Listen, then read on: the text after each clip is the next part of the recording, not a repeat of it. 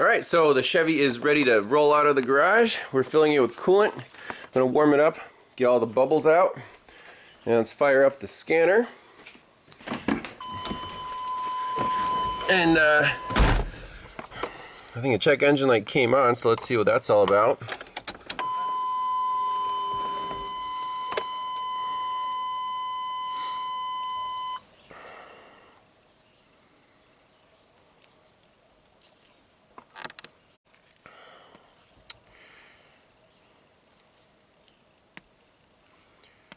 Automatic engine, I guess it's California. Codes.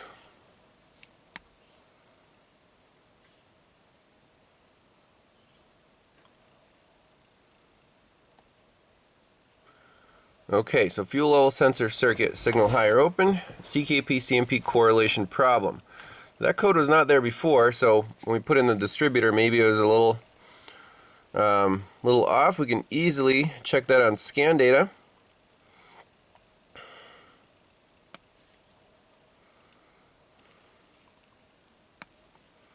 We're looking for a crank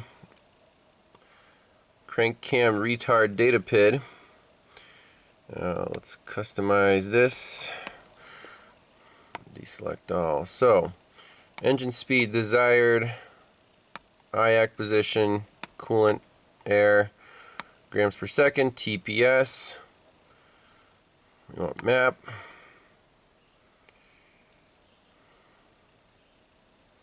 Short-term and long-term fuel trim.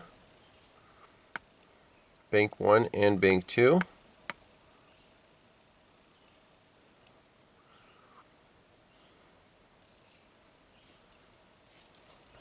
Let's just start up.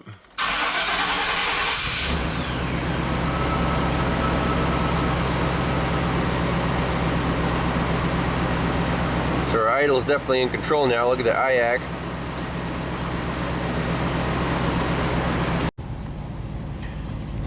So far everything's looking fantastic. Fuel trims are within about 5%. Our idle is coming down as it's warming up. IAC is totally in control. I like it. Coolant's warming up. We got the heat coming out of the vents. Topped off the coolant. So now let's deal with this 1345 code.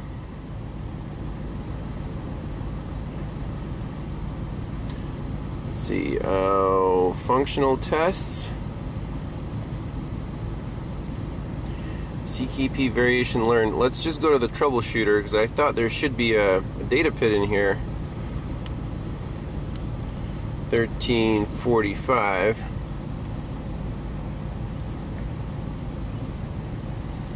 Cam signal is detected at the wrong time in relation to the crank sensor. PCM will store freeze frame. Distributor may be off one tooth or out of adjustment. Timing does not adjust by turning distributor housing. Cam retard does. Inspect for loose CMP sensor, distributor rotor, verify timing chain not worn, inspect for worn distributor gear. So distributor gear is fine, there's no play. Some engines do not have adjustable distributor mounting. Cam retard value should be 0 to -2. If not, suspect distributor position. Marking distributor adjustment, snap throttle, and return to idle parameters fresh. Hold RPM to 1000. So right now, so it's -18 degrees right now. -19. Okay, that's what it's not happy about. We're not off a tooth, we're just slightly off on the distributor position. So let's adjust the distributor until this retard PID is closer to 0 degrees. So here's the cam retard. We're at -10 degrees. So all I'm doing is loosen the distributor pinch bolt. And I'm clocking the distributor this way.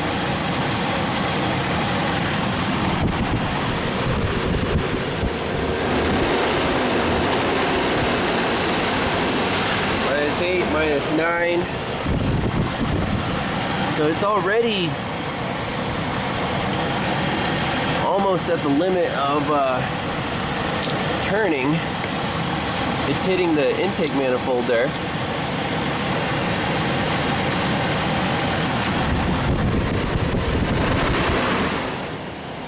-7. So are we off a tooth in terms of should we take it out and reset it so it's more centered? Okay, so clear codes, key on, engine off. Yes. Continue, display codes.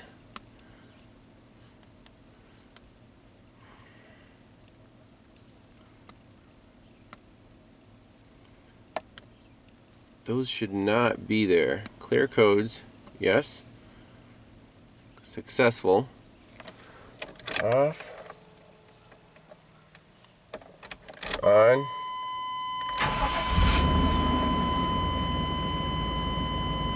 Remember the last time check engine light came on right away.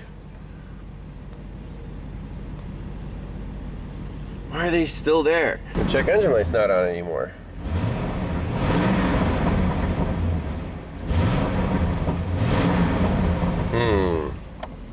That's kind of strange. Alright, I got the codes to clear. Our fuel gauge is working. Start up.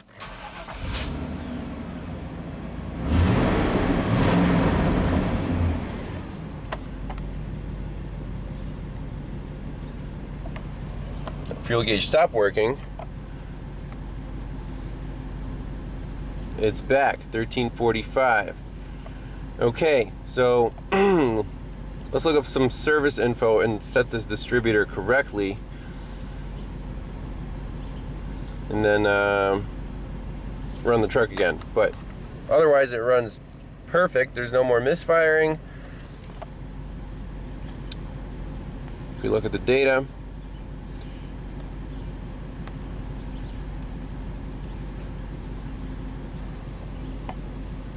IAC position, it's in control of the idle, and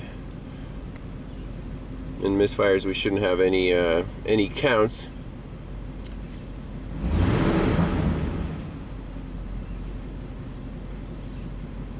Awesome.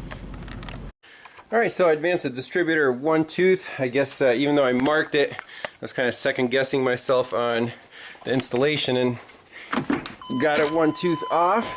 So let's look at our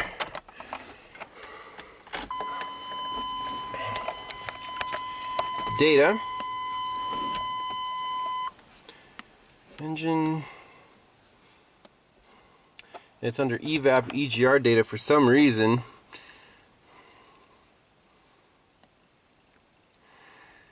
Deselect all. And CMP retard, that's all we want to see. Start up. So now we're at 34 degrees.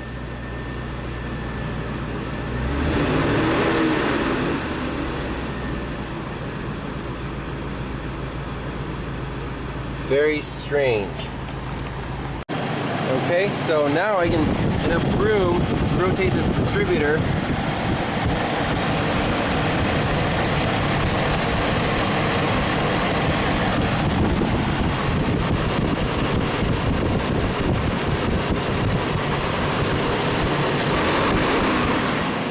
There we go.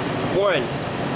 That's what we want to see. So I'm going to fix it in that position, even though it looks like it's twisted a little bit, but the truck is happy with that. Alright, so we cleared out the codes, no trouble codes present. Let's fire it up.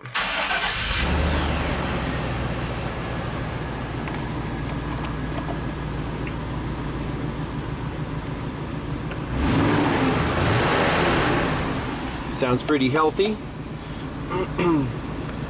Data display, evap EGR data. And one last time, let's look at that cam retard. So we're at positive 3 degrees. That should be good enough to make this thing happy.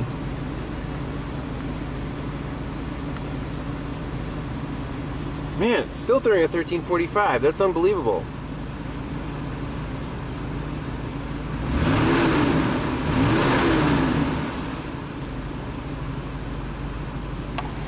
It never had that code before, and there's no way it would run if the distributor was really off.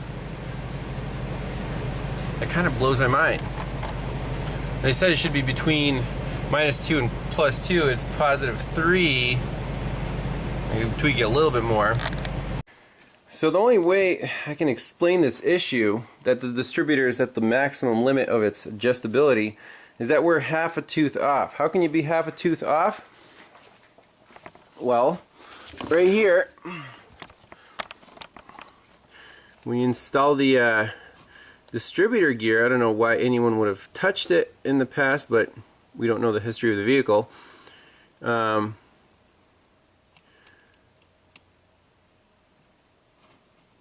You can install the gear incorrectly. The dimple will be approximately 180 degrees opposite the rotor segment when it is installed in the distributor. Okay, so align the rotor segment as shown right there, and then this distributor gear, the dimple should align with pre-drilled indent hole in the bottom of the gear 3. Should align right here, because this distributor gear, it's 13 teeth and it has one through hole in this dimple. So if you're 180 degrees off, you're going to be basically half a tooth, you know, off, and you'll be at the limit of the adjustable travel. If that makes any sense. If this was an even number of teeth, it wouldn't matter. So let's pop the distributor out, take a look at this gear, align the rotor, and look at the dimple marks. Easy enough to do. So looking at this distributor, the rotor you definitely cannot mess up, because the distance between the screw hole and the little pin is different on each side, so you cannot put that 180 degrees out of spec.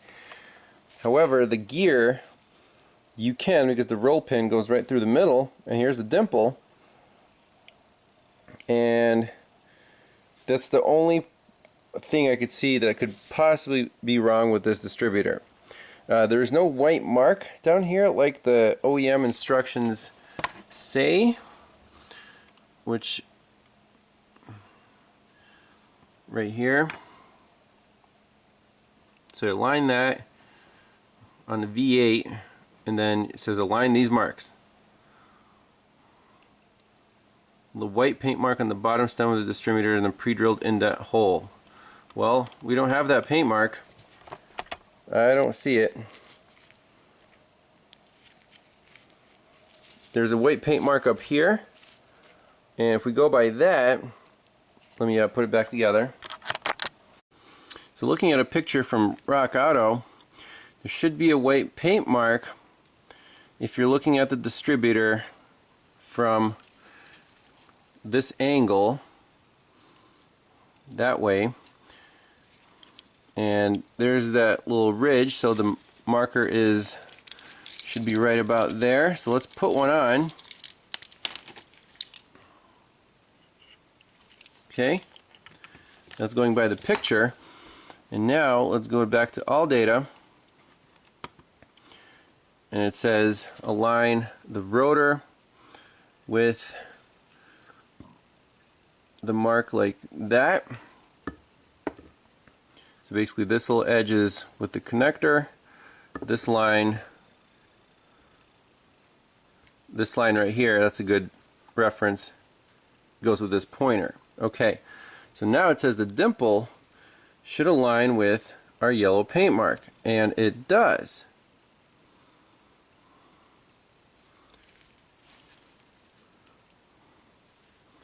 Not with this mystery white mark. So it looks like the distributor is assembled correctly. I'm not exactly sure why we're having this issue. So here's the process of getting the roll pin out. I'm just using a 4mm hex socket and just hammering it out this way.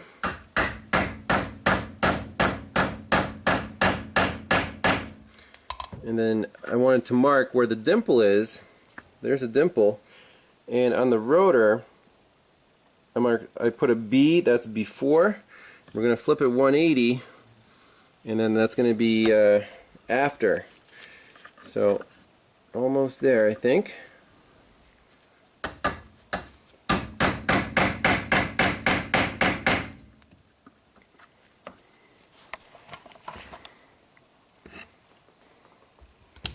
So flip it around and put it back on. Alright, so now you can see I'm turning the distributor gear with respect to the shaft. And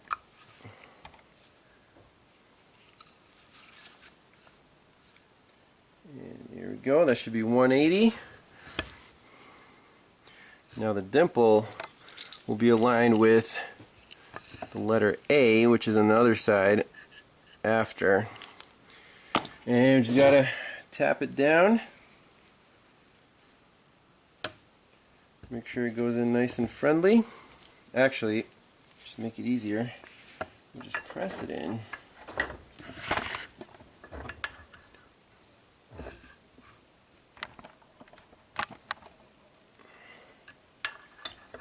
This way there won't be any carnage. Okay. Perfect. Pressed in. So now we can align the dimple with the white mark, the original white mark, and this sucker should drop right in. Pointer to number 8, and then plop. We'll see. Alright, distributor is in. It's in its, neutral spot. Plenty of room for adjustment either way, and I bet we're gonna see that the cam retard data pin is gonna be pretty close to 0.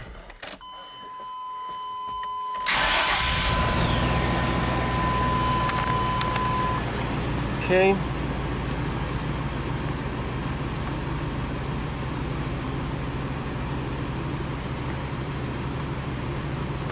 No more check engine light if the fuel gauge works.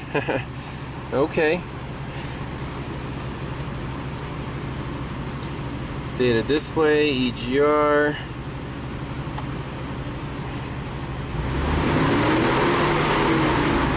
Four.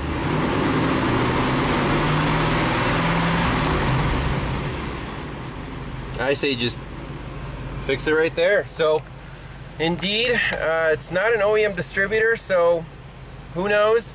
But the distributor gear was off 180 degrees, so you couldn't align the distributor within its range of motion. It was like 20 degrees off, so that's about half a tooth. That's what we had to do. So I'm happy with this. Again, shut it off. Remember, before the check engine light would turn right back on.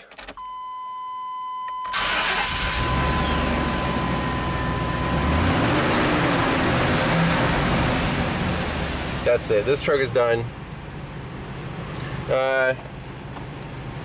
So, quite the project.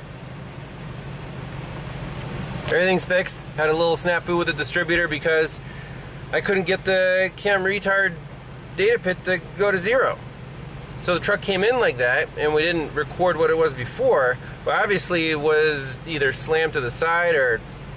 Anyway, so I would charge half hour extra labor for that, because it was diag and repair, and happy customer. So that's it. Thanks for watching. We'll see you next time. Bye-bye.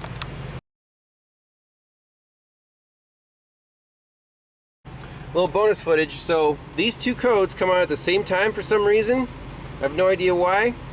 Let's plug in the Think Tool Pros and see if those are real codes or not. I don't know why. Maybe we need to drive it, but let's see. Okay, bonus footage. Let's try out the Think Tool Pros. Auto ID 98 Chevy. That is the correct VIN. Yes.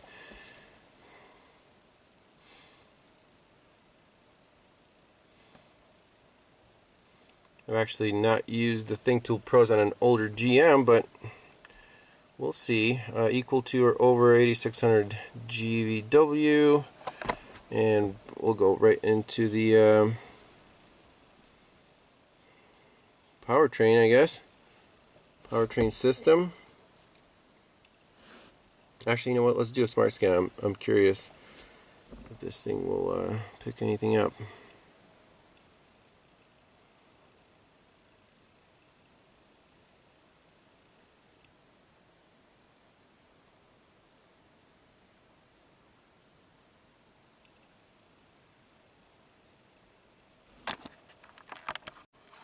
Well, this is why I don't use Think Tool on older vehicles, older than 2000. It's still scanning. Well, let's try to just go into the engine computer, read fault code.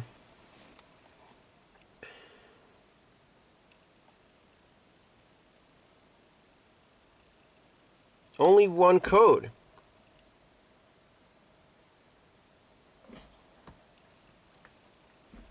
How about that? No check engine light, just one code.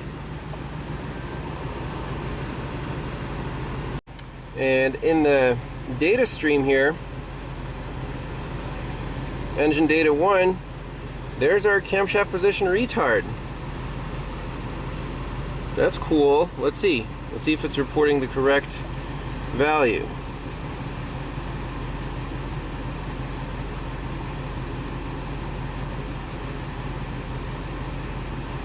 Now again, it's a little slower than the snap-on here. However,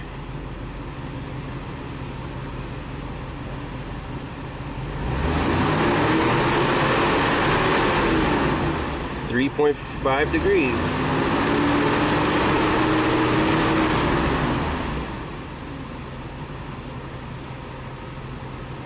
Perfect. Hey, it's got two digits of accuracy there. So, cool.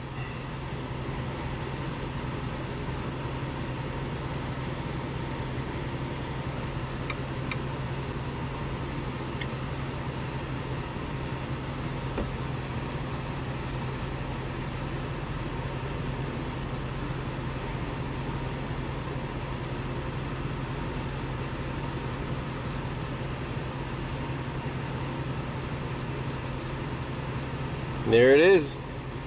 Okay, let's try the snap-on again.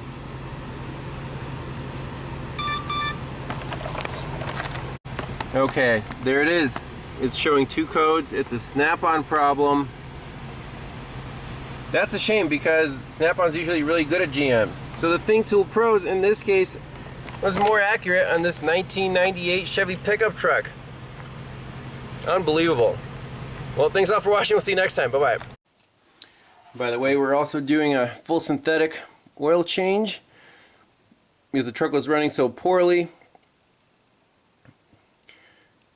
It was due, soon anyway, so might as well just get it done. And that way it'll be problem-free for the next, well, at least 5,000 miles.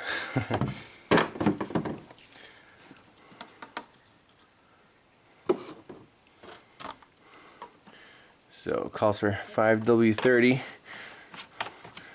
Give this old thing a treat. Awesome.